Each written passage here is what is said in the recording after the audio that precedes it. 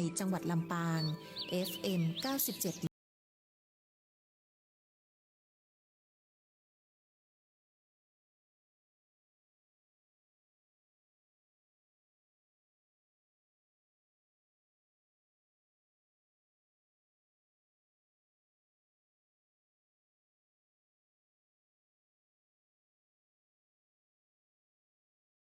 ปานาติปาตาเวรมณี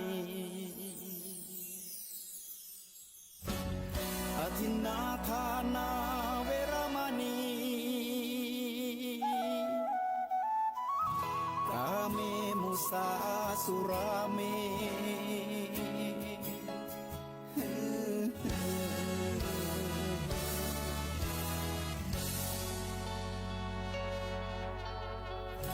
ศีลคือข้อห้ามธรรมคือข้อให้พุทธองค์ตรัสไว้ชี้ทางใจให้ภาคเพียรเบญจศีลเบญจธรรมท่องจำสมัยเราเป็นนักเรียนธรรมะไม่เคยแปลเปลี่ยนแต่เรายังจำได้มาทวงคำมันหมู่บ้านศีลห้าคือเป็นพันธะชาวพุทธทุกคนทั่วไทยสำนักพุทธขับเคลื่อนธรรมจุดเทียนสว่างที่กลางหัวใจสังคมจะร่มเย็นได้ศีลธรรมในใจต้องมีเบญจศีลว่ายังไงไหนลองท่องมาข้อหนึ่งห้ามฆ่าสัตว์ข้อสองห้ามลักทรัพย์ข้อสามห้ามประพฤติผิดในกามข้อสี่ห้ามพูดเท็จข้อห้าห้ามดื่มสุราแล้วเบญจะทำทั้งห้าว่าอย่างไรในบอกชัดๆอีกทีข้อหนึ่งเมตตากรุณาข้อสองสัมมาอาชีพข้อสามกามสังวรข้อสี่ต้องมีสัจจะข้อห้าสติสัมปชัญญะศีลห้าข้อทำห้าข้อทำใจทำได้สักข้อหรือยังมีศีลสุขล้ำมีธรรมสุขใจวอนพี่น้องไทยช่วยกันใส่ใจจริงจังยุคสมัยสื่อออนไลน์ทั้งโทษโจมตีใจเราทุกทางมีศีลมีธรรมเคียงข้างชีวิตพบทางสุขใจ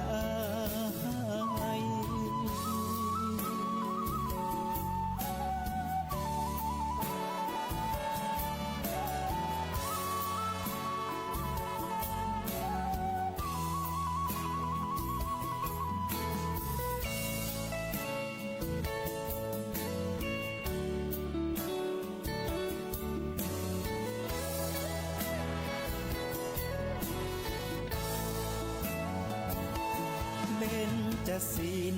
ว่ายังไงไหนลองท่องมาข้อหนึ่งห้ามฆ่าสัตว์ข้อสองห้ามลักทรัพย์ข้อสามห้ามประพฤติผิดในกามข้อสี่ห้ามพูดเท็จข้อห้าห้ามดื่มสุราแล้วเบญจะทำทั้งห้าว่าอย่างไรในบอกชัดๆอีกทีข้อหนึ่งเมตตากรุณาข้อสองสัมมาอาชีพข้อสามกามสังวรข้อสี่ต้องมีสัจจะข้อห้าสติสัมปชัญญะ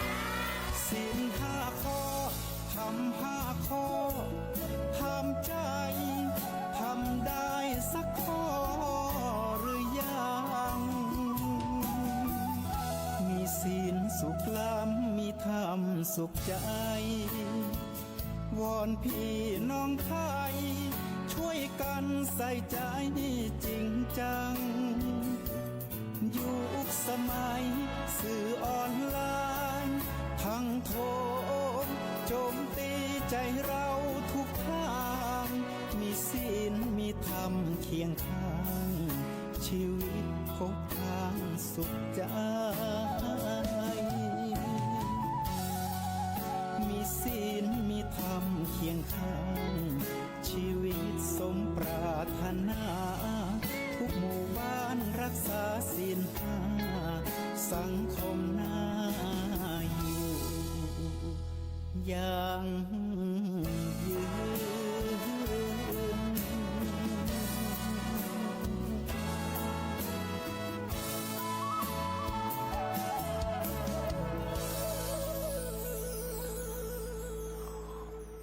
ขอเทพารักษ์มเหสขา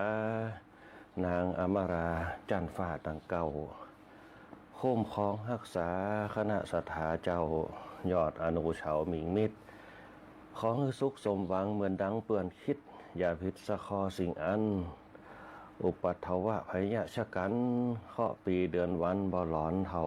บ่หลอนเข้าแทงตัวลักคณะชะตาแรงแห้งเว้นจากหอมแปงตัวใจนะกันว่าขวัญนายภาคห่างเทท่องจุงปิกสู่ห้องกายายามเมื่อผาดพังสลังลาสาตกตามมาคาต่างเตียวไก่ลงในคงคาทาราหลุมไตขวัญคืนมาไว้อย่าจ้ามีใจสำลานเจอบานสังง่าขอเปื่อนผู้ค่าอยู่ดีอายุวันนะสุขะพระสุขีนะเงินทองมั่งมีลาบยศหลายคันปรารถนาอันใดมักไฟว่าอันสมดังปอนอันว่าไว้มีความสุขใจสดใสยิ่งนักความตกดังอันหายไปนะความเศร้าหมองนี่ฮือหนีห่างไกลความสุขสบายฮือมีใจ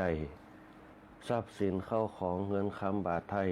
นะฮือไหลมาจูมากนักของฮืออยู่ดีได้มีคนฮักสมมักเตียงมั่นบ่คลายแม่นว่ากล้าขายกล้านะได้มาดังไม้นะสมกับตัวนายได้เกิดได้สร้างจะเกิดอันใดตั้นใจไฟอ่างบ่บกเบาบางแต่นั่นแหละนายเฮยก็ขอเจริญพรอนุโมทนาขอบคุณกับจอมข่าวที่มาจากละปูนนะที่เพิ่นได้ฝากมาเพื่อแผ่กันคือกับคณะสัตยาติโยมได้ฟังกันในช่วงต่อเจ้านี้เจริญพรกับคณะสัตยาติโยมสาธุชนพุทธบริษัททั้งหลายตัวในช่วงน้ำมะยามเจ้าตี 5 จนถึง 6 โมงเจ้านะฮะทางสทรบาง FM 97 เมกะเฮิรตซ์ก็จะมีคณะสงฆ์ได้มาร่วมกันเสียสละเวลาเป็นจิตสาธารณะรวมกันเผยแผ่ธรรมะให้กับคณะสัตยาติโยมทั้งหลายได้ฟังกันในช่วงเปิดฟ้าวันใหม่นะในช่วงเปิดสถานีนะ นะคือได้เกิดความปีติคือได้เกิดบารมีธรรมคือกับคณะสัตยาติโยมหลายหลังจากที่เขาได้สร้างบุญสร้างกุศลบุญศีลบุญทานบุญภาวนานะเสริมเติมแต่งธรรมะบารมีไปนะธรรมะบารมีเนี่ยก็มาจากศีลทานภาวนาที่เขาได้สะสมเอาไว้ศีลทานภาวนาก็คือเพิ่นฮ้องว่าพลังภายในที่เขาได้ชาติเอาไว้ที่เขาได้เก็บเอาไว้นะเขาได้ชาติคำว่าศีลคือมันเป็นปกติอยู่กับตัวกับตนนะศีลก็คือเนี่ยคือตังไหนเนี่ยองค์ประกอบต่างๆคือมันสดใสนะคือมันจุ่มเนื้อเย็นใจนะตาเนี่ยก็จะเป็นพลังงานนะที่จะส่งเสริมให้เกิดความเจริญขึ้นมาเพื่อที่จะเบ่งบานเป็นพุทธะเบ่งบานเหมือนกับอุปกรณ์ไฟฟ้าก็จะมีแบตเตอรี่มีหลอดไฟนะศีละนี่ก็คือเนี่ยคือมันองค์ประกอบคือมันครบมีตามระเบียบก็คือมีแบตเตอรี่มีสายไฟมีหลอดไฟอันนี้คือลักษณะของศีลตาเนี่ยก็เปรียบเสมือนแบตเตอรี่ที่มีพลังอยู่ตรงไหนภาวนาก็คือหลอดไฟนะแต่ว่ามันยังเปิดมาได้เตี่ยพอจะเปิดได้ขึ้นมาปุ๊บก็ต้องมีบารมีขึ้นมาพอมีบารมีมันเต็มเปี่ยมปุ๊บเหมือนเขาทำบุญนะเขามีปีติอิ่มใจมีความเต็มใจก็คือบารมีเพื่อแผ่ขึ้นมาเป็นแสงสว่าง เนี่ยปารมีตรงนี้เกิดมาจากอย่างเกิดมาจากธรรมะที่เราได้ฟังไปเอามาประดับเอามาคิดเอามาพิจารณาเพื่อบ่ให้ประมาทในการดำเนินชีวิตก็เนี่ยคือปัญญาเกิดแสงสว่างเนี่ยเราดำเนินการกิจการเราเดินทางชีวิตของเขาตั้งแต่ตอนเจ้าไปถึงตอนแมลงได้อย่างมีความสุขเมื่อเขาสร้างความสุขได้1 วันวันผูกเขาก็สร้างความสุขวันที่2ขึ้นมาแหมเพิ่มขึ้นไปเป็นวันที่3ขึ้นมาสร้างความสุขนี่กับตัวเก่าปิดหูซ้ายขวาปิดตา2 ข้างปิดปากเสียบ้างสุขชั่วนิรันดร์ไอ้อย่างก็ตามที่เขาหันเขาสกัดกั้นไว้แค่ที่เขาชอบที่เขาบ่ชอบที่เขาชอบเขาก็เก็บเอาไว้เป็นความรู้สึกยินดีที่เขาบ่ชอบเขาก็เก็บไว้เขาก็ขจัดออกไปเหียเนี่ยบ่เข้ามาสู่จิตของเขาเนี่ยคณะสัทธาญาติโยมทั้งหลายรายการธรรมะยามเจ้าก็จะมีคณะสงฆ์อย่างที่บอกเนี่ยบอกว่าจะเป็นพระครูสิริธรรมบัณฑิตเจ้าวัดวัดบิ่งเมืองมูลรองผู้อำนวยการวิทยาลัยสงฆ์นครลำปาง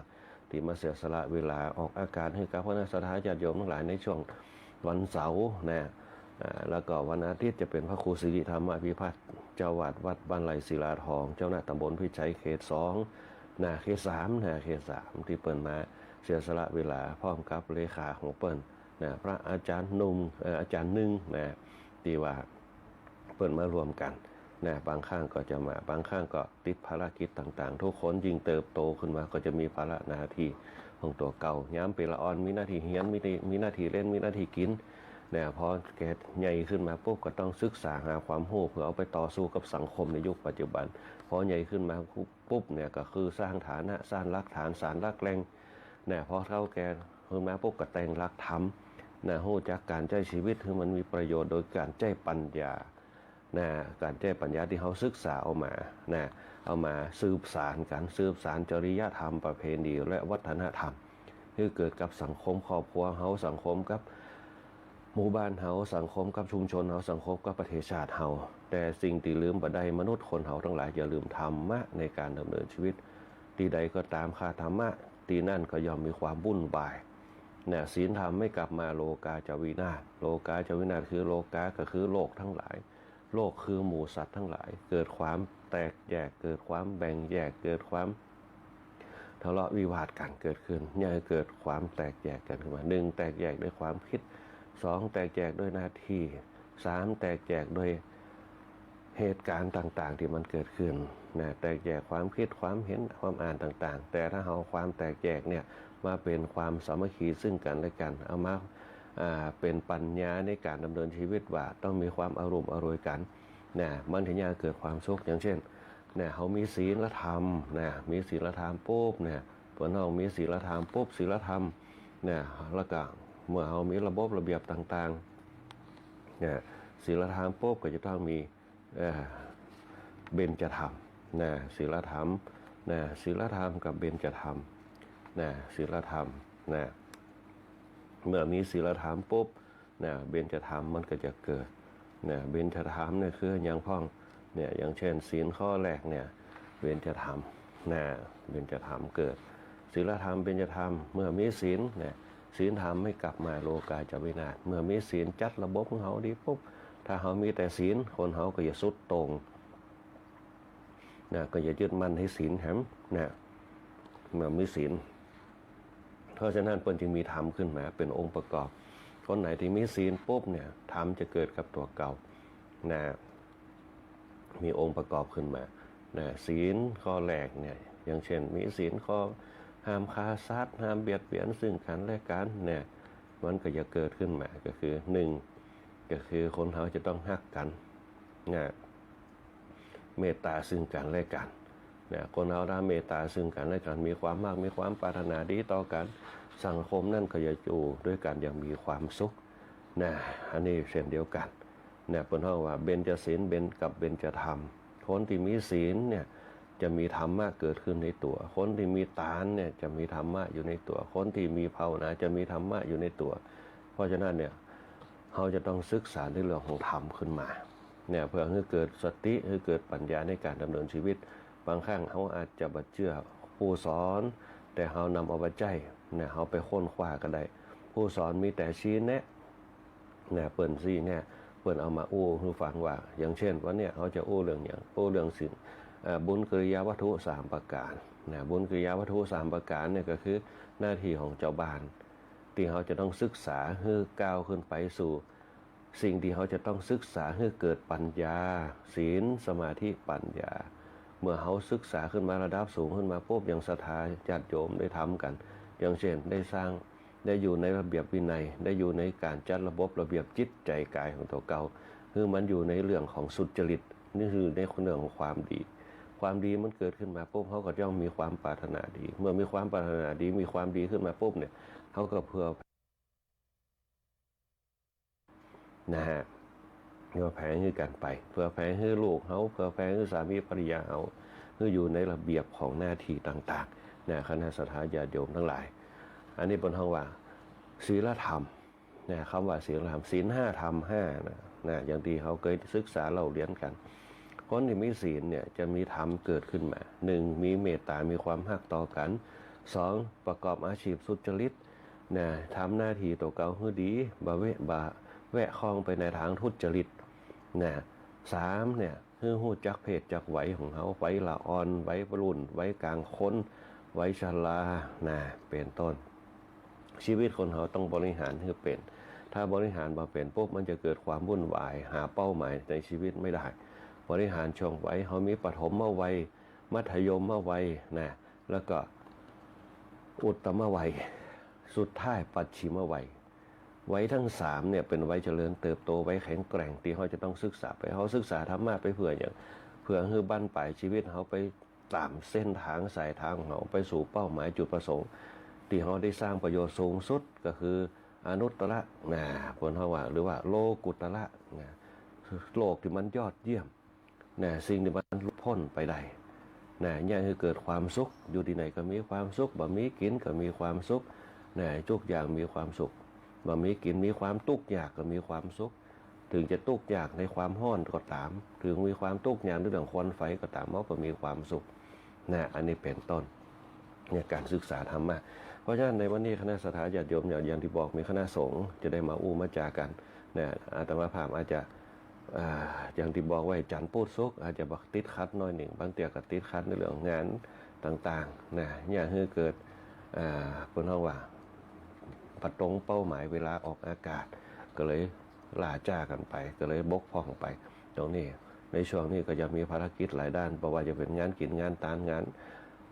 ต่างๆนะก็เลยได้มาจ้าน้อยหนึ่งนะบางเตียก็ไม่ได้เข้ารายการเลยอาจจะมาชดเชยให้กับคณะศรัทธาญาติโยมทั้งหลายได้ฟังกันถ้าไม่ได้ฟัง97 เมกะเฮิรตซ์ก็เปิดไปฟัง 106.5 ก็ได้ในช่วง 8 โมงจนถึง 9 โมงนะจะรวมกันเวลาเปิดขอเวลามาปุ๊บบรรยายธรรมเพื่อกรรมปุ๊บกลับไปจิตสานะมีเวลาว่างกับบรรยายธรรมเพื่อคณะศรัทธาญาติโยมทั้งหลายได้ฟังกันโดยเฉพาะหัวข้อธรรมต่างๆที่ได้ศึกษาของลำเรียนมาเอามาเผื่อแผ่กันนะและการนำมาย้ำเจ้าก็จะมีสถานีวิทยุองค์เฮาโดยการนำของคุณเดือนอินตาภูมิโดยการ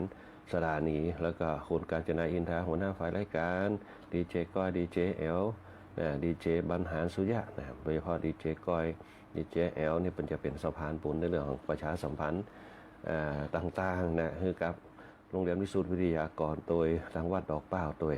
เนี่ยบรรยายในเรื่องเปิ้นว่าประกาศข่าวพ้องนะในการรับสมัครละเด็กละอ่อนเข้ามาเรียนก็เป็นตั้งเลือกหนึ่งที่บรรดาปู่ย่าตายายที่ละอ่อนที่อยู่กับยายกับหยังเอามาเรียนที่โรงเรียนวิสุทธิวิทยากรตะวาก็นำปลาเข้ามานะเพื่อที่จะมาเรียนที่โรงเรียนวิสุทธิวิทยากรโดยเฉพาะโรงเรียนวิสุทธิวิทยากรจะมีพระเจ้ามีตู้เจ้าเนี่ยพระสงฆ์อบรมสั่งสอนในเรื่องของจริยธรรมคุณธรรมนะบอกว่าจะเป็นรับศีลนะในวันศุกร์วิถีพุทธทำวัดสวดมนต์นะอันนี้เป็นต้นในช่วงวัยเนี่ยป.6 จนถึงม.ต้นเนี่ยเป็นช่วงบนห้องช่องว่างระหว่างวัยละอ่อนเขาจะไปซึมซับในเรื่องของโลกภายนอกเยอะนะเพราะฉะนั้นเนี่ยถ้ามีโอกาสปุ๊บก็บวชก็ได้นะบวชส้มดีนะจะได้ศึกษานะในเรื่องของพฤติกรรมในเรื่องระเบียบวินัยนะอันเนี้ยคือตูเจ้าพระสงฆ์อบรมสั่งสอนอย่างน้อยก็คือออกมาปุ๊บจะได้มีจิตสำนึกอย่างน้อยก็สะกดจิตของละอ่อนรู้จักจิตสำนึกนะฮักทินฐานฮักบ้านตัวเก่าฮักป่อฮักแม่ฮักปู่ย่าตายายรู้จักฐานะตัวเก่าว่าเขาเป็นละอ่อนเนี่ยควรเนี่ยอย่างพองนะควรห้ามควรเหียนควรสร้างฐานะอนาคตตัวเก่าในเรื่องของ ละอ่อนในยุคปัจจุบันน่ะปฐมเนี่ยก็เริ่มจะมีแฟนเริ่มสูบบุหรี่กันละเริ่มกินเหล้ากินยาเริ่มแป๊บเปื่อนกันละเพราะฉะนั้นอนาคตในภายข้างหน้าเนี่ยถ้าเฮาบ่มีศีลธรรมปุ๊บมันจะเกิดความบุญวายละอ่อนก็อย่าทะเลาะวิวาทกันเนี่ยยังศีลข้อแรกอายุปฐมอย่างป.6 กับม.1เนี่ยตีกันที่ทำไล่กันนะอันนี้คือปฐมละเนี่ยอันนี้คือข้อแรกข้อที่2ก็จะบ่มีสัจจะต่อกันละนะมันจะผิดศีลไปเนี่ยเปิ้นเฮาว่าโลกจะแตกก็คือโลกไว้ของละอ่อนทั้งหลายเนี่ยแต่ถ้าเฮาปาเข้าวัดเข้าว้าพ่องเนี่ยอย่างน้อยก็คือไปอบรมสั่งสอนในด้านจิตใจหรือว่าจะบวชภาคฤดูร้อนก็ได้เนี่ยมีหลายวัดหลายวาในช่วงโครงการภาคฤดูร้อนที่จะเอามาบวชละอ่อนบางคนเนี่ยทรงผมนี่จะบางอยากให้ตัดเนี่ยแต่เราต้องเขาเข้าใจนะในเรื่องของการบริหารชีวิตตัวเก่าการบริหารชีวิตโดยเฉพาะในยุคปัจจุบันเนี่ยบ่มีอย่างเต่าที่เขาบริหารสภาพจิตใจเนี่ยต้องบริหารสภาพจิตใจตัวเก่าคือใดถ้าบริหารสภาพจิตใจตัวเก่าได้ดีปุ๊บเนี่ยมันจะไปได้ไกลเหมือนกับรถถ้าหัวเทียนมันดีปุ๊บเนี่ยอายุมันก็จะยืนยาวพฤติกรรมมันก็จะดีเพราะนั้นสถานญาติโยมทั้งหลายเนี่ยการบริหารชีวิตเนี่ยจะต้องให้มันไปในทิศทางดีบริหารทั้งภายในแล้วก็บริหารทั้งภายนอกบริหารภายนอกน่าเกินไปบริหารภายในบะมีก็แย่เหมือนกันนะเพราะฉะนั้นเนี่ยจะต้องช่วยกันบริหารนะทางเรียนวิสุทธิวิทยากรก็จะโดยขับเคลื่อนดูแลการเทอมก็ว่าต้องได้เสี่ยงการหนังสือก็ว่าต้องได้เสี่ยงเรียนฟรีนะทุกอย่างมีหน้าที่อย่างเดียวคือเรียนให้จบม.6 ไปต่อมหาลัยต่างๆซึ่งในปีนี้ก็ได้รับความอุปถัมภ์จากม.พะเยาเปิ้นเนี่ยเปิ้นยังมีเปิ้นเฮาว่าไปเรียนต่อผู้ช่วยพยาบาลก็ได้จบม.6 ไปต่อผู้ช่วยพยาบาลนะอย่างนึงดีจบมาทำงานเลยแล้วก็มีทุนคือตัวมีดีภาคคือตัวอย่างละอ่อนม.6 ปีนี้ก็ไปผู้ช่วยพยาบาลกันไปบุรุษพยาบาลกันอันนี้เป็นตอนนี้คือทางเลือกที่มหาลัยต่างๆที่เปิ้นฮื้อมากับโรงเรียนวิสุทธิวิทยากรบอกว่าจะเป็นวิทยาลัยอาชีวศึกษาจังหวัดลำปางเฮาเปิ้นก็ให้โอกาสเข้าไปห้ามไปเรียนได้บอกว่าจะเป็นสาขาวิชาคหกรรมพ่องละอ่อนที่ไปเรียนกันนะการโรงแรมพ่องนะเปิ้นก็อยากอันนี้นะให้โอกาสกับละอ่อนโรงเรียนวิสุทธิวิทยากรบอกว่าจะเป็นเทคนิคก็ได้นะเปิ้นไปกันมหาวิทยาลัยราชภัฏก็ได้นะไปได้อย่างสบายนะมีทุนการศึกษาคือตัวอันนี้แหละคือโรงเรียนการกุศลของวัดในพระพุทธศาสนาบริหารงานโดยหลวงพ่อพระครูอนุสาสตร์วรธรรมเจ้าหน้าอำเภอเมืองจังหวัดลำปางเจ้าวาดวัดปุญญวาสวิหารพร้อมกับคณะสงฆ์โดยมีอาตมาภาพนะเป็นผู้อำนวยการตัวในช่วงนี้ก็จะไปแนะแนวกันตามสถานที่โรงเรียนต่างๆเพื่อที่จะให้ละอ่อนมีทางเลือกในการห้ามการเรียนในอนาคตข้างหน้าเขาก็จะพยายามปลูกฝังโดยเฉพาะเรื่องจริยธรรมคุณธรรมเนี่ยเพื่อให้เป็นคนดีของสังคมคนดีของครอบครัวคนดีของพ่อแม่ได้นะอันนี้เป็นต้นต่างดีเจก้อยดีเจแอลเพิ่งจะประกาศเหตุดีเจบรรหารเพิ่งจะประกาศเหตุตัวนี่คือฝ่ายรายการโดยเฉพาะคุณกาญจนาอินทาเนี่ยหัวหน้าฝ่ายรายการเพื่อพยายามช่วยเหลือกันนะโดยเฉพาะโรงเรียนวิสุทธิวิทยากรเตี่ยอาตมาภาพเป็นผู้อำนวยการอยู่แล้วก็วัดดอกเปล่าตัวอีกด้านหนึ่งโดยเฉพาะที่ลืมบันไดเนี่ยฝ่ายช่างหัวหน้าประสานทิมทองเนี่ยก็มีเป็นภาวะสัมพันธมิตรที่ดีบอกว่าจะเป็นในเรื่องของการออกอากาศคุณอิทธิพลป้องจันทร์คุณแหลมเพชรนันทแสงคุณปูพิงพงศิริแสนช่างต่อวัทีรอยทีอาทิตย์วรรณวารีเป็นต้นทุกคนทุกท่านก็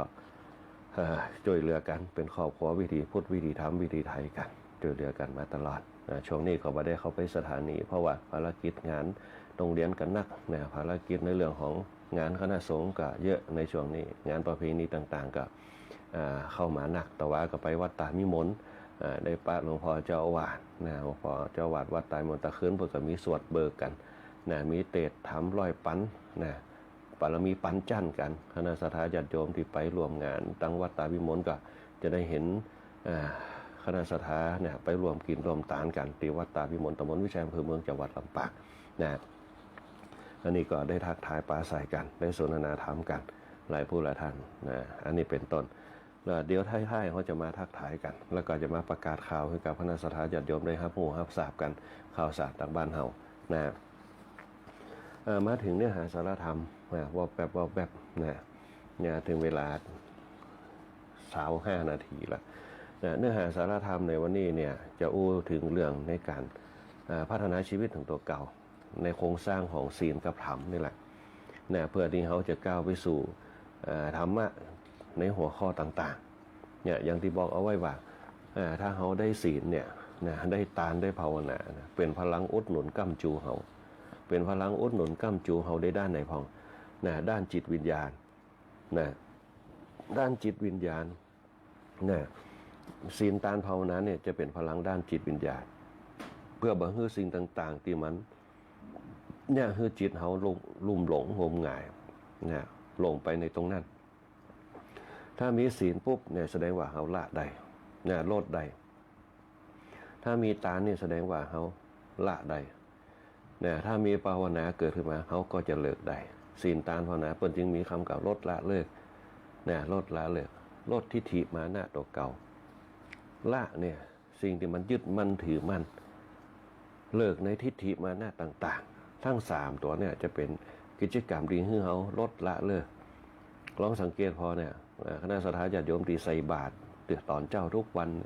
อย่างที่เวลาไปโรงเรียนจะเห็นบางคนก็ใส่ตามถนนตาบะโอเนี่ยอาตมาภาพจะเห็นประจำหลายปีมาละบางคนเนี่ยใส่โดยที่บาตรลดละเลยเนี่ยแต่ฝนตกก็ใส่บาตรเนี่ยตรงโดยเฉพาะสะพานตาบะโอสะพานพัฒนาเนี่ยเปิ้นจะใส่ตลอดสิ่งที่เปิ้นได้คืออย่างหนึ่งได้หน้าที่ตรงนั้นในหน้าที่ที่สร้างความดีสร้างความสูงกับตัวเก่านะเนี่ยเป็นห้องว่าลดลดในสิ่งต่างๆที่เขาเป็นอยู่หน้าที่การทำงานแทนที่เขาจะตื่นเจ้ารับอยู่บางคนก็รับอยู่นะลดทิฏฐิมานะทำภาระหน้าที่มันเกิดขึ้นตื่นเจ้ามาเพื่อต้องการเนี่ยเพราะต้องการสร้างกุศลต้องการสร้างความดีถามว่ากุศลความดีเกิดขึ้นก็บางคนกับบัตรสัมผัสมาได้แต่กุศลความดีเนี่ยจะแสดงผลต่อเขาหนึ่งแคล้วคลาดปลอดภัยตีนเนยก็หายตีนนายก็หักอันนี้มันจะเกิดขึ้นเป็นเขาว่าจะมีสิริเกิดขึ้นกับตัวเก่าสิริก็คือสีจะมีเดชเนี่ยขึ้นมากับตัวเก่าโดยที่เขาบ่สามารถจะหู้ได้สิ่งที่จะหู้ได้ก็คือธรรมชาติก็คือสัตว์ทั้งหลายบนโลกของเขาจะหู้ในความเป็นสีของเขาหนึ่งคือว่าเนี่ยบุคคลคนนี้เป็นคนที่เมตตาเป็นคนที่สุจริตเป็นคนที่ปกติเป็นคนที่น่าเข้าไปหาเป็นคนที่น่าเข้าไปใกล้เปิดห้องสีหรือว่าสิริจะเกิดขึ้นเหมือนกับพระพุทธเจ้าไผก็อยากเข้าหาไผก็อยากเข้าไปใกล้นะอันนี้ถือว่าเป็นห้องว่าสิ่งที่จะเกิดขึ้นมาเนี่ยบางครั้งคนเขาเนี่ยก็จะเกรงใจกันยังสามีภรรยาก็จะเกิดความเกรงใจกันนะเป็นห้องว่าศีลคนที่มีศีลเนี่ยจะเนี่ยคือเป็นห้องว่าเกิดความเกรงใจเหมือนกับตำรวจเป็นถือกฎหมายคนเขาจะเกรงใจละคนที่มีบารมีเป็นหัวหน้าผู้นำอย่างนายกมาเนี่ยเขาก็เกรงใจละจันผู้ว่ามาเขาก็เกรงใจละเนี่ยเป็นห้องบารมีเนี่ยเป็นห้องว่าศีลคนที่มีระเบียบในยังเรียนทหารเนี่ยเขาก็เก่งละเพราะทหารเป็นมีระเบียบเนี่ยเป็นห้องที่ไหนก็ตามมีระเบียบปุ๊บเนี่ยตีนั่นเนี่ยจะมีความสันติสุขมีความสันติภาพเนี่ยศีลที่เป็นแม่บทของกฎหมายนะที่เขาได้เอามาใจกันเป็นการจัดระเบียบเป็นการจัดระบบเพื่อมั่นคงให้ตรงสังเกตพอศีลอยู่ที่ไหนปุ๊บเนี่ยมันจะแยกคนเขาเนี่ยปกติสุขมันจะแยกเขาเป็นแถวเป็นแนวเนี่ยเขาสำรวมเพื่อเขาเก่งใจเพื่อเขาระมัดระวังเนี่ยอันนี้คือลักษณะของศีลแต่ในใจความของศีลเนี่ยอันนี้ถือว่าเป็นเรื่องสำคัญเนี่ยถ้าเขาทำใจให้มันตั้งมั่นได้ปุ๊บเนี่ยเดินตรงตามวิถีชีวิตเขาหนึ่งเขาเบียดเบียนไผจะว่าจะได้กระตามเขาบอกเบียดเบียนเปิ่นมองโลกในแง่ดีถ้ามันบ่ถูกใจก็ฟังเอาแต่ถ้ามันถูกใจเนี่ยก็จะอู้กันไปตอบโต้กันไปเนี่ยที่ว่าเขาอู้เข้าหูกัน เนี่ยแต่ถ้าอู้บ่เข้าหูปุ๊บเนี่ยเขาก็บ่แสดงออกมาเขาก็คมไปเนี่ยมีปัญญาเป็นตัวกำกับมีสติเป็นตัวรับรู้เนี่ยอันนี้ก็คือลักษณะของศีลข้อที่หนึ่งเนี่ยถ้าเขาทำได้ปุ๊บเนี่ยมันจะเนี่ยคือสังคมบ้านเขาเนี่ยเหมือนกับสังคมในอดีตที่ฮู้จักอารมณ์อร่อยกันฮู้จักความเป็นปึกแผ่นฮู้จักความเป็นแถวเป็นแนวกันแล้วก็เนี่ยคือสังคมนั่นเนี่ยมุ่งไปสู่เป้าหมายแห่งความสันติภาพ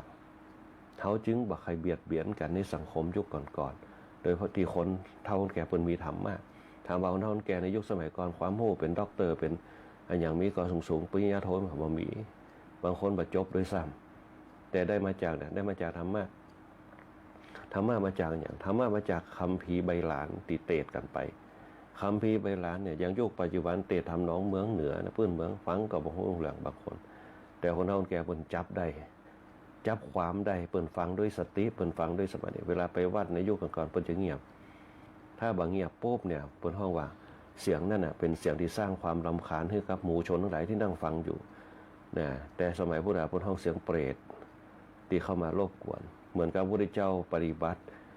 ธรรมตรัสรู้อ่ะเพิ่นฮ้องปางมารวิชัยมันจะมีนาง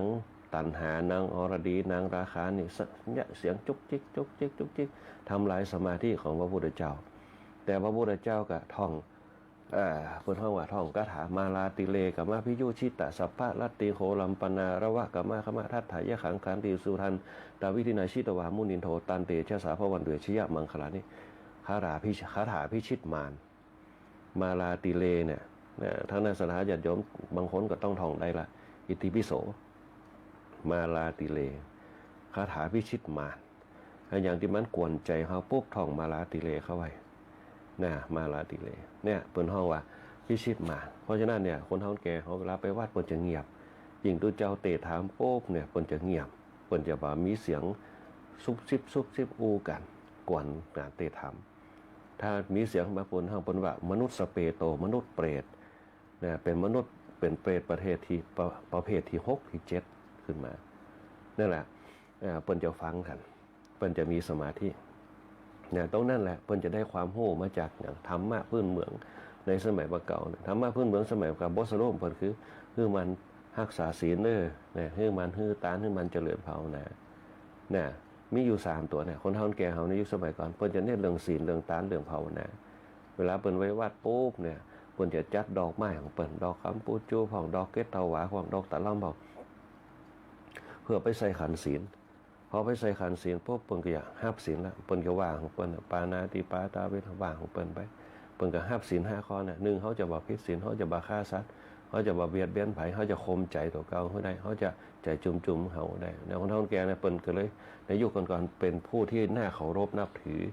พ่อแม่เฮาในยุคก่อนๆพ่อหลวงแม่หลวงเฮาเนี่ยนั่นแหละคือปานาติปาตาเวทเนี่ยที่เปิ้นข่มใจตัวเปิ้นนะเปิ้นบ่เบียดเบียนไผเปิ้นบ่ว่าให้ใครนะอันนี้เป็นต้นอันที่2นี่เปิ้นก็บ่เอาของเขามาเป็นของเฮานะยึดมั่นในตัวเก่านะยึดมั่นในสิทธิของตัวเก่าเฮาจะบ่ล่วงล้ำกำเกินคนอื่นนะเปิ้นจะถือศีลนะเปิ้นถึงมีอายุยืนนะอายุยืนแล้วก็เปิ้นจะประกอบอาชีพสุจริตตัวว่าบ่เอาของเขามาเป็นของเฮานะบ่ลักบ่จกของเปิ้นอันนี้เป็นต้นสัมมาอาชีวะเนี่ยมันจึงห้องว่าธรรมะเกิดขึ้นมาจากศีลข้อที่2เนี่ยสัมมาอาชีพอันแรกก็คือ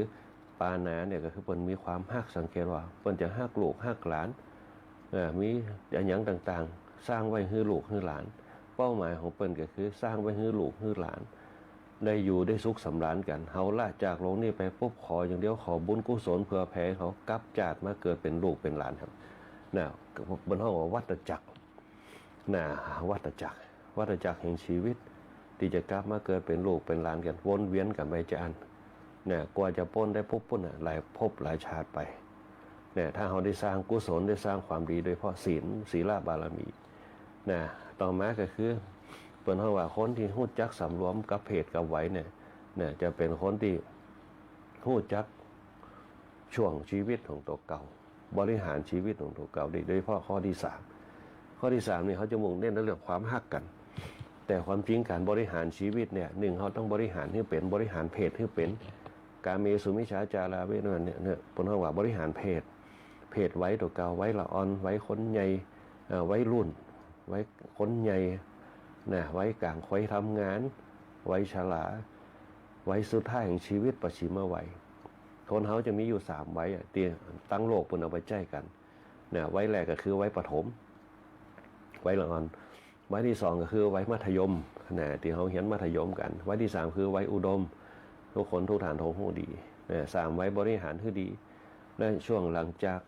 อุดมไปปุ๊บเนี่ยเป็นช่วงกำไรชีวิตก็คือไว้ปัจฉิมวัยไปปัจฉิมเนี่ยที่เขาเคยว่ากันปัจฉิมนิเทศเวลาจบไว้ทั้งหมดแล้วปุ๊บเนี่ย มันจะมีช่วงวัยของเปิ้นช่วงวัยแต่ละวัยจะมีอายุของมันอยู่เนี่ยอายุอย่างที่เขากำหนดกัน25 ปี25เบญจเพส50เนี่ยกลางคนละมันจะเมื่อวานนะ75นะ75แหม25กับ100นึงนะ100นึงก็แหม20กว่าปีนะถือว่าเป็นกำไรชีวิตเป็นปัจฉิมวัยเป็นวัยชีวิตวัยปัจฉิมวัยเนี่ยจะเป็นวัยที่เขาต้องการพลังภายในที่เขาสะสมมาตั้งแต่น้อยจนถึงเป็นวัยชราเนี่ยตั้งแต่น้อยถึงวัยชราที่เขาสะสมมาเนี่ยคนไหนที่สะสมมาดีปุ๊บตั้งแต่น้อยรู้จักคุณงามความดีที่เขาได้สร้างเอาไว้ชีวิตเขาก็บ่สูญเปล่าก็มีอายุไปถึง190 ปีก็ได้100 ปีก็ได้เนี่ยถ้าเขาสะสมบางคนสะสมมาวันนี้มีความประมาทในศีลอาจจะเจออุบัติเหตุบั่นทอนชีวิตไปเหมือนเตียนเนี่ยมันบาสุดสกรรมมันปักดับไปกลางเล่มบางคนอยู่มาปุ๊บจนถึง90จนถึง100 ปีนั่นแสดงว่าการบริหารชีวิตในช่วงวัยเนี่ยสร้างพลังภายในกับพลังภายนอกได้สมดุลกันพลังภายในก็คือศีลทานภาวนาสร้างไปสร้างบุญสร้างสิ่งที่เขามองไปเห็นตัวเขาสร้างเอาไว้แต่เขาบ่ต้องไปสร้างแบบเพื่อผาถนาต้องกึดเอาต้องมันสมประสงค์เหมือนกับผาถนาไว้วิงวอนเอาสิ่งศักดิ์สิทธิ์ให้ช่วยกันยังจะมีปัญหาวันนี้เขาวิงวอนกันเพื่อแก้ปัญหาวันนี้มันเป็นไปได้ยากเหมือนกับเขาเป็นห้องว่าเขาต้องมีพลังงานมีแบตเตอรี่ถ้าเขาบ่ชาร์จไว้มันมีพลังงานมันก็ใช้งานบ่ได้เขาต้องชาร์จไว้ตลอดถึงเขาจะชาร์จไว้ก็ตามเขาบ่ได้ใจมันก็หมดไปเพราะนั้นเขาจะต้องชาร์จไว้ตลอดตั้งแต่น้อยจนถึงใหญ่เขาสะสมบารมีขึ้นมาปุ๊บเนี่ยมันก็จะเพิดผลกับตัวเขาสังเกตพอเราอ่อนบางคนเนี่ยมีชะตาชีวิตในฐานะที่ดีสอบที่ไหนก็ติด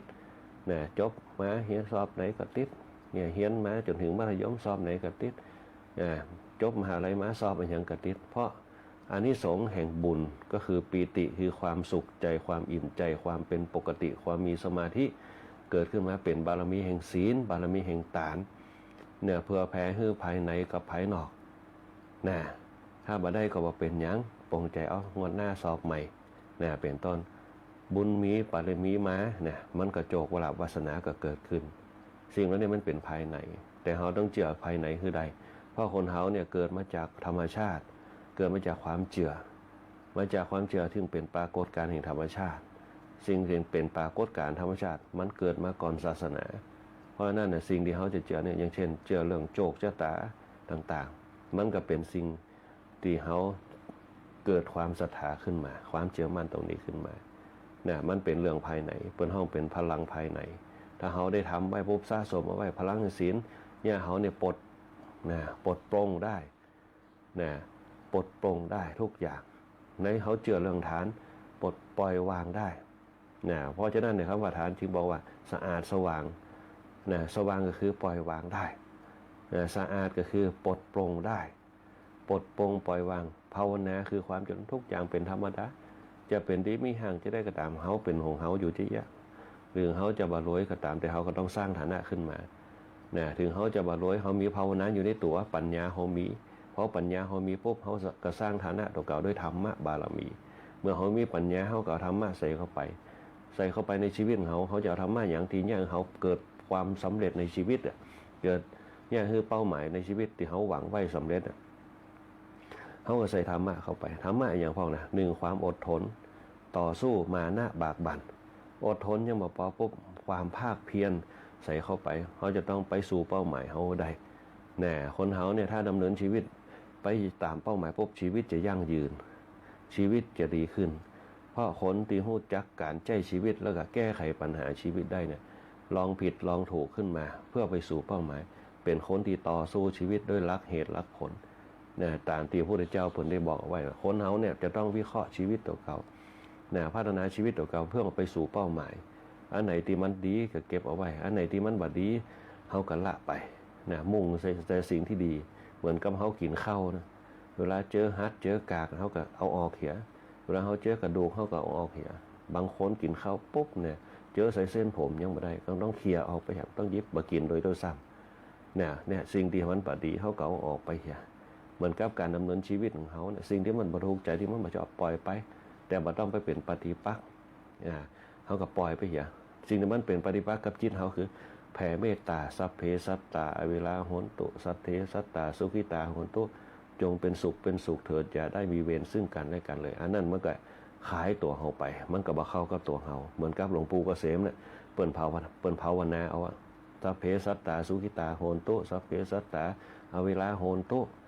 เนี่ยลองไปสังเกตพอเหรียญหลวงปู่เกษมเพิ่นจะเขียนทั้งหลังสัพเพสัตตาสุขิตาโหนตุลองไปพอตึงมีตลอดสัพเพสัตตาอเวลาโหนตุอย่าไปมีเว้นซึ่งกันภาวนาเอาเปิ้นฮ้องว่าภาวนาสิ่งเหล่านี้ด้วยจิตของเฮาแล้วก็จะเกิดอานิสงส์เกิดปุ๊บบารมีเกิดบารมีกับอานิสงส์บารม้วนกันขึ้นมาปุ๊บก็จะเนี่ยคือความเป็นสียังเฮาเนี่ยเปล่งแสงขึ้นมาเปล่งแสงขึ้นมาในการดำเนินชีวิตเปล่งแสงนี่คืออย่างมีความร่าเริงแจ่มใสสุขใจพ้นจากทุกภัยทั้งหลายที่จะเข้ามากำกายนั่นแหละคือเฮาจะได้อานิสงส์ตรงนี้คณะสถาญาติโยมเป็นห้องปารามีที่จะเกิดขึ้นมาในการดำเนินชีวิตของเฮาพอเฮาสร้างตรงนี้ได้ปุ๊บเนี่ยมันก็จะเกิดผลเป็นพลังจิตพลังใจของเฮาอย่างเฮาพัฒนาชีวิตของเฮาไปสู่เป้าหมายที่เฮาต้องการตรงนั้นนี่แหละคือการพัฒนาชีวิตโดยการสร้างพลังภายในเนี่ยเพื่อให้เกิดผลว่าความสุขในการดำเนินชีวิตของเฮาการรักษาศีลเพิ่นบอกว่าสามารถเฮาได้หลายอย่างเฮารักษาศีลของเฮาบางคนอาจจะฟังไปท่องไปตลอดท่องไปจนขึ้นใจเอามาเตือนสติตัวเก่าแล้วเฮาก็ไปค้นคว้าคำว่าศีลบ่ใช่ว่าเป็นคำว่าศีลดาดอย่างเดียวความละเอียดอ่อนแห่งศีลเนี่ยจะได้ให้มันระงับฮือใดให้มันเว้นฮือใดเพราะว่าคำว่าศีลเนี่ยก็คือการระงับการเว้นแต่ละข้อเนี่ยเฮาฮู้อยู่แล้วแต่เฮาจะจะได้คือมันอยู่ในจิตของเฮาระงับจิตของเฮาใดมันปกติใดเหมือนกับพระพุทธเจ้าเพิ่นรับตาถามว่าพระพุทธเจ้าเพิ่นรับตานั่งสมาธิเพิ่นแย้มพระโอษฐ์นิดนึงแย้มพระโอษฐ์นิดนึงเพื่อที่จะต่อสู้กับปัญหาอุปสรรคต่างๆเปิ้นห้องปางพิชิตมารเปิ้นห้องว่าสิ่งเหล่านี้แหละเปิ้นห้องว่าสัมปัตติวิรัตสัมปัตติวิรัตอันบอกว่าจะเป็นอย่างก็ตามที่มันจะเกิดขึ้นคือนึกถึงสัมปัตติวิรัตคือเว้นสิ่งที่มันเกิดขึ้นเฉพาะหน้าเฮาเปิ้นห้องการรักษาศีลเฮาจะมีอานิสงส์ก็คือบางอย่างพอเขาได้มาปุ๊บอันอย่างที่มันประจันหน้าเขาก็เฉยๆกับสิ่งเหล่านั้นแต่มีสติควบคุมอยู่ตลอดในการดำเนินชีวิตของเขาอันที่สองก็คือเปิ้นห้องว่าต้องงดคือใดต้องงดคือใด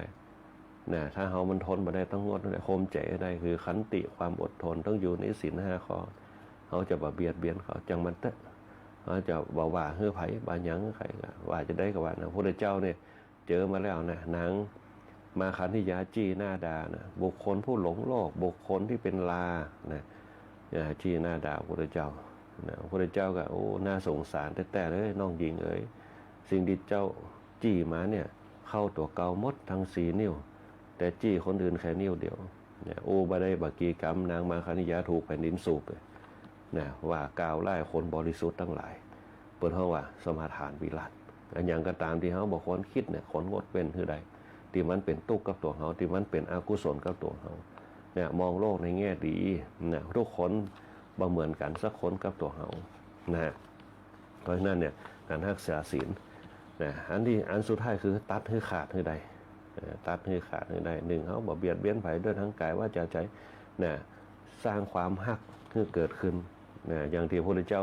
บอกนางมาคันธิยาโอ้น่าสงสารเปิ้นมีความฮักในนางมาคันธิยา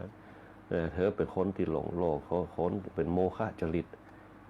ตัดขาดให้ได้แค่ปุ๊บเขาก็สุขใจแล้วในสถานญาติโยมทั้งหลายนี่แหละคือการควบคุมอยู่ในศีลให้ได้เขาก็จะได้พลังแห่งศีลกลับขึ้นมาความเป็นปกติปล่อยวางได้ปลดปลงปล่อยวางได้แล้วก็เห็นทุกอย่างเป็นธรรมดาในการดำเนินชีวิตของเขาหลังจากนั้นปุ๊บเขาก็สร้างธรรมให้เกิดตัวกรรมพัฒนาขึ้นไปจนเกิดศีลสมาธิปัญญาถ้าเขาทำได้ตรงนี้เป็นฐานที่มั่นเป็นพลังที่มั่นการดำเนินชีวิตต่อไปเขาก็ต้องใจปัญญา ปัญญาตรงนี้แหละมันก็จะเกิดมาจากศีลเหมือนกันนะแต่เขามีพลังสะสมศีลสมาธิศีลทานภาวนาทีนี้แหละศีลสมาธิปัญญาจะเกิดขึ้นง่ายสมาธิจะเกิดขึ้นได้ก็มาจากฐานที่เขาเคยได้ทำมาคือปล่อยวางทำใจให้ว่างทำใจให้เป็นกลางให้ได้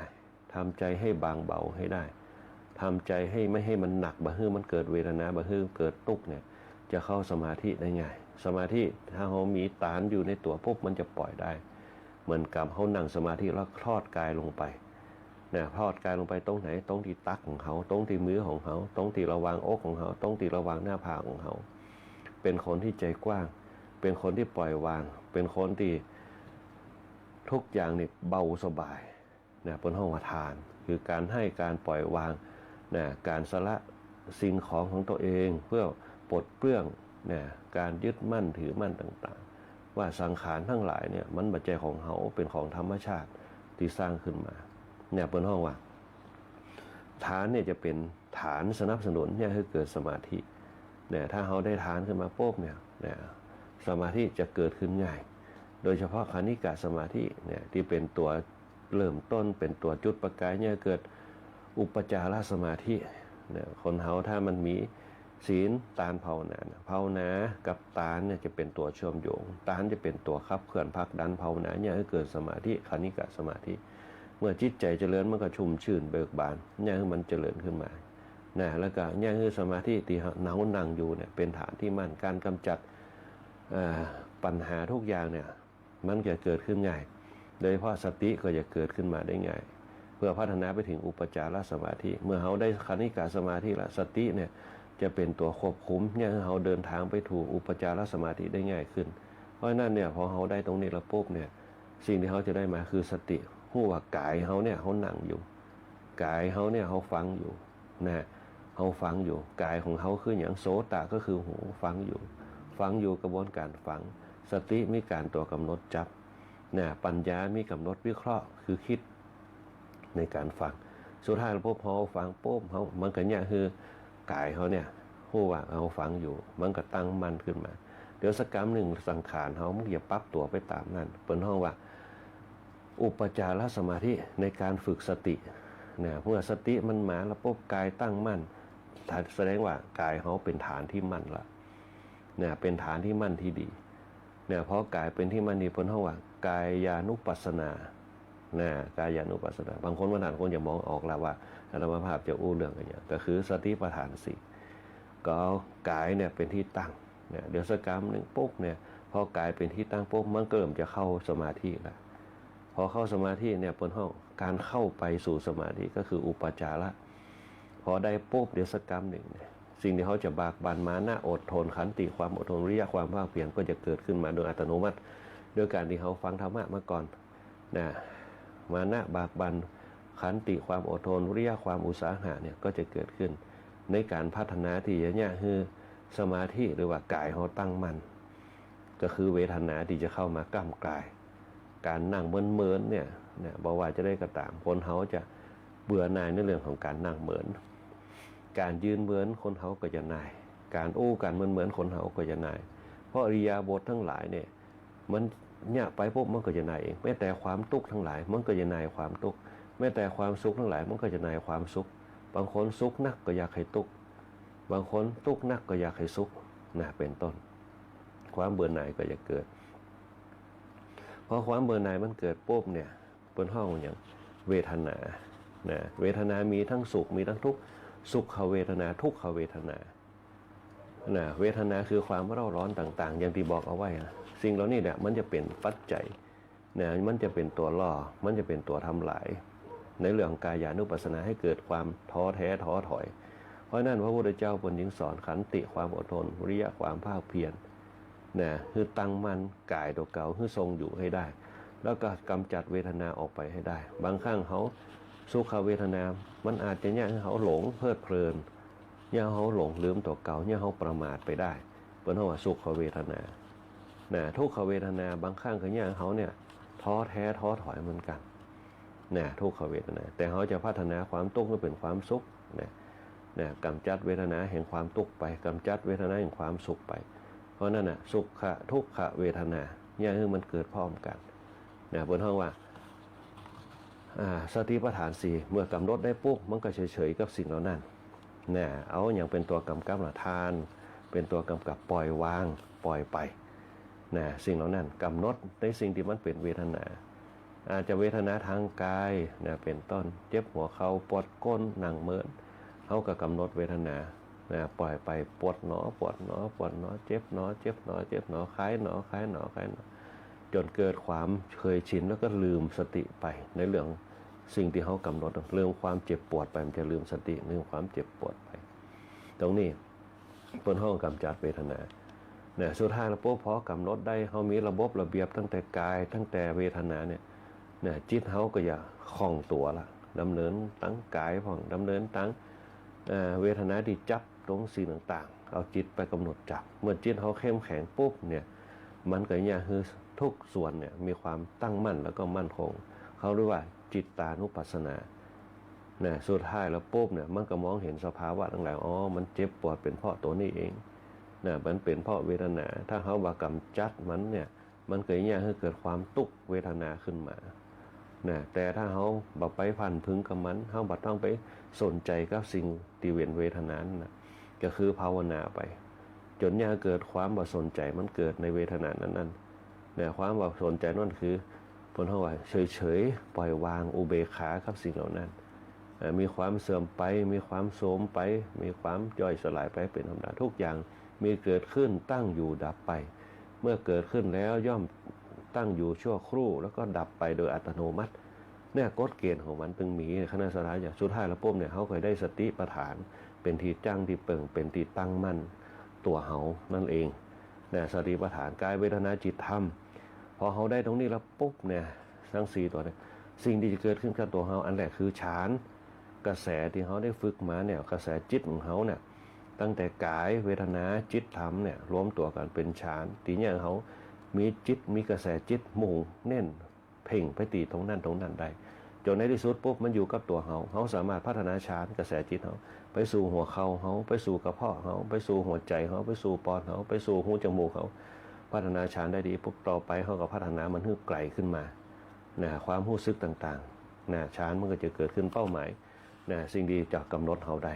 เหมือนกับพระจักขุบาลเนี่ยเปิดตาบอดแต่มันมีฌานเปิดกำหนดระยะทางการเดินทางได้โดยไม่ต้องใจไม่เต้าเปิดมีฌานเป็นของตัวเก่าสิ่งดีจะกระทบกับฌานคือญาณคือความรู้สึกต่างๆบอกว่าจะเป็นเสียงบอกว่าจะเป็นเงาบอกว่าจะเป็นอัตลักษณ์ต่างๆจึงเกิดฌานกับญาณขึ้นมาเพื่อให้รู้จักอภิญญาหกในสิ่งต่างๆในสิ่งต่างๆที่เกิดขึ้นมาจากสติที่ไปกำหนดแล้วก็วิเคราะห์มาด้วยปัญญาเขาเรียกว่าอภิญญาหกตรงนี้จะเกิดขึ้นเพิ่นเขาว่าวิธีการฝึกจิตตัวเก่าก็จะย่างเขาดำเนินชีวิตได้อย่างราบรื่นอย่างน้อยคือมาปกป้องกันตัวเขามันก็เกิดปัญหาในการดำเนินชีวิตของตัวเขาดีคณะสัตยาญาติโยมหลายก็ได้อู้กันไปในเรื่องของธรรมะในวันนี้ เพื่อไปดูเวลาเหลือเวลา5 นาทีเหลือเวลา5 นาทีก็ขออนุญาตยุติธรรมะที่ได้อธิบายไปเอาไว้แค่นี้ก่อนแล้วก็ขออนุญาตประกาศข่าวคือการคณะสัตยาญาติโยมทั้งหลายได้รับรู้รับทราบข่าวสารต่างบ้านเฮางานกินงานตาลโดยเฉพาะในวันที่21ในวันพรุ่งนี้มันจะวันที่21ในวันพรุ่งนี้วันบัดใจคณะสัตยาญาติโยมหลายเดือนมีนาเดือนมีนาคมเดือนมีนาเพิ่นจะมีงานกินงานตาลกันงานกินงานตาลวันที่2 เดือนมีนางานฉลองตาตั้งวัดตาตั้งเจ้าอาวาสฉลองกุฏิรับรองที่วัดวังเงินตำบลนิคมพัฒนาอำเภอเมืองจังหวัดลำปางเพิ่นจะมีการตาลกันฉลองตาตั้งวัดตาตั้งเจ้าอาวาสฉลองกุฏิรับรองวัดวังเงินตำบลนิคมพัฒนาอำเภอเมืองจังหวัดลำปางในวันที่2 มีนาคม 2568เวลา 17:30 นาทีเป็นต้นไปคณะสัตยาญาติโยมอยากจะร่วมทำบุญทำกุศลสร้างบุญสร้างทานกันก็ติดต่อไปได้ที่วัดวังเงินตำบลนิคมพัฒนาอำเภอเมืองจังหวัดลำปางเบอร์โทรศัพท์082-195-3843 082-195-3843 ทำบุญตามกำลังจิตศรัทธาของคณะศรัทธาญาติโยมทั้งหลายจะรวมเป็นเจ้าภาพทายธรรมถวายตุเจ้าพระสงฆ์ก็ได้ติดต่อไปได้ที่เบอร์โทรศัพท์0821953843นะงานต่อไปจะเป็นงานของวัดกูคำนะวัดกูคำก็จะมีงานประเพณีส่งน้ำพระธาตุแล้วก็ฉลองศาลากุฏิสงฆ์นะที่วัดกูคำนะในวันพุธที่12มีนาคม2568เวลา 15 นาฬิกาเป็นต้นไปในวันพุธที่2มีนาคม2568 15 นาฬิกาเป็นต้นไปคณะศรัทธาญาติโยมอยากจะร่วมทำบุญเป็นเจ้าภาพเพลทำเป็นเจ้าภาพลงทานเป็นเจ้าภาพพัฒหารเพลก็ติดต่อไปได้ที่วัดกูคำนะเบอร์โทรศัพท์094นะ748 2459นะ094 748 2459วัดกูคำตำบลต้นลงชัยอำเภอเมืองจังหวัดลำปางก็จะมีประเพณีส่งน้ำพระธาตุประจำปี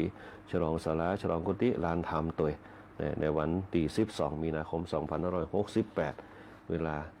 15 นาฬิกานะก็จะมีงานตั้งแต่วันที่11เป็นต้นไปนะคณะศรัทธาญาติโยมทั้งหลายวันที่11เป็นต้นไปจนถึงวันที่13มีนาคม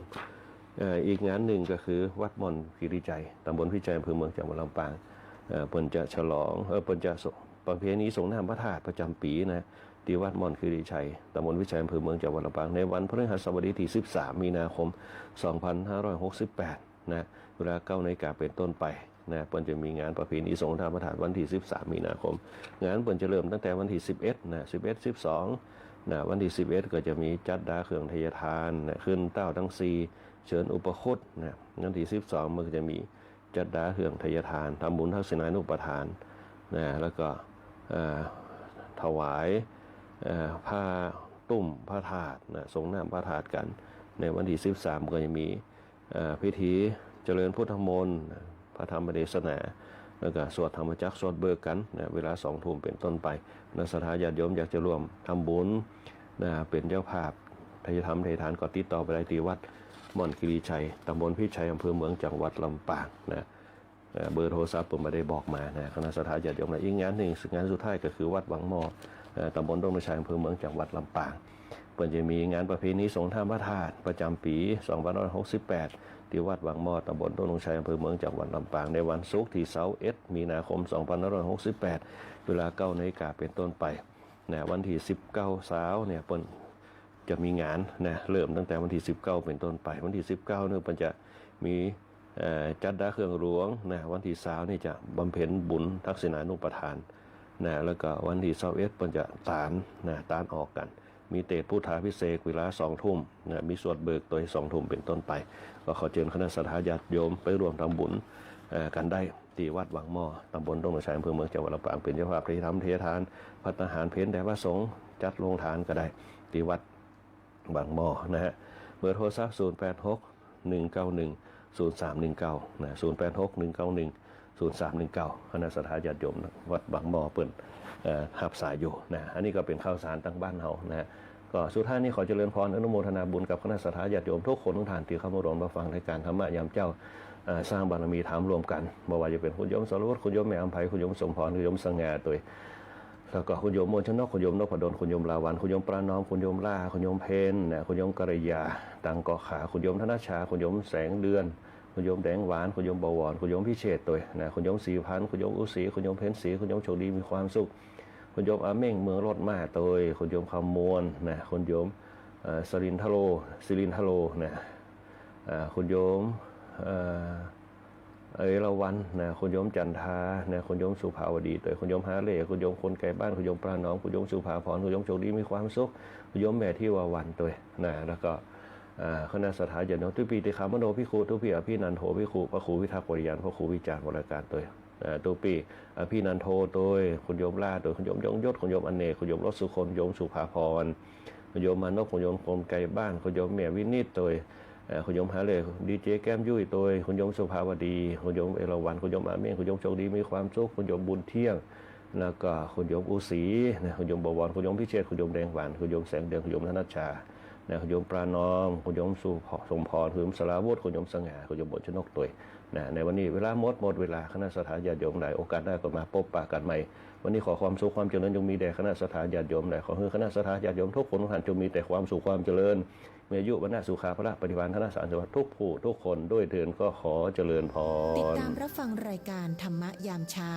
ได้ใหม่ในวันและเวลาเดียวกันนี้ ทางสถานีวิทยุกระจายเสียงแห่งประเทศไทย จังหวัดลำปาง FM